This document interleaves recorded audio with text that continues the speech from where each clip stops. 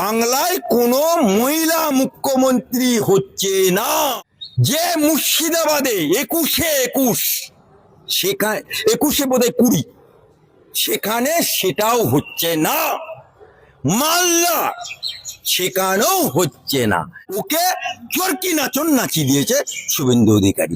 চরকি নাচন কি ওই যে কালী পুজোয় চরকি ঘোরে না, চরকা ঘোরে, মমতা ব্যানার্জিকে চরকা ঘোরান ঘুরিয়ে দিয়েছে শুভেন্দু অধিকারী। ঘুরছে না, মুখটা বাংলার পাঁচের মতো হয়ে গেছে, ফ্যাকাশে হয়ে গেছে। আর একটা ইঙ্গিত বলছি, আমার হাইকোর্টে যারা এতদিন জয় বাংলা বলতো তারা চুপি চুপি বলছে জয় শ্রীরাম। প্রথম ভোটে হিরো হয়েছে হুমায়ুন কবির, তার গাড়ি ভেঙেছে, সেটা নিয়ে আমি মামলা করেছি কোর্টে। ভোটের আগে একটা ফেক ভিডিও ছেড়ে জব্দ করার চেষ্টা করেছিল আইপ্যাক দিয়ে, সেটাও আমি মামলা করেছি। 2026 সালে বাংলার বুকে, বাংলার মসনদে, বাংলার নবান্নে কোনো মহিলা মুখ্যমন্ত্রী হবে না, হবে না, হবে না। এটা আমার কথা না, জ্যোতিষীদের কথা। ওদের সব গ্রহ নক্ষত্র তারা অনেক কিছু আছে, ফাঁড়া রবি, হ্যাঁ, বিভিন্ন ক্ষেত্র বিশেষজ্ঞরা আছে, তারা বিবেচনা করে তারা বলছে যে এবারে বাংলায় কোনো মহিলা মুখ্যমন্ত্রী হচ্ছে না। তারা গ্যারান্টি দিয়ে বলছে, তারা গ্যারান্টি দিয়ে বলছে।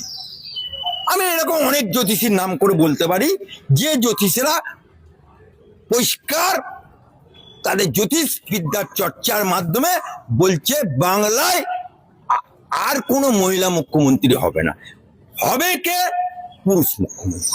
এটা তারা বলছে, এটা জ্যোতিষবিদরা বলছে।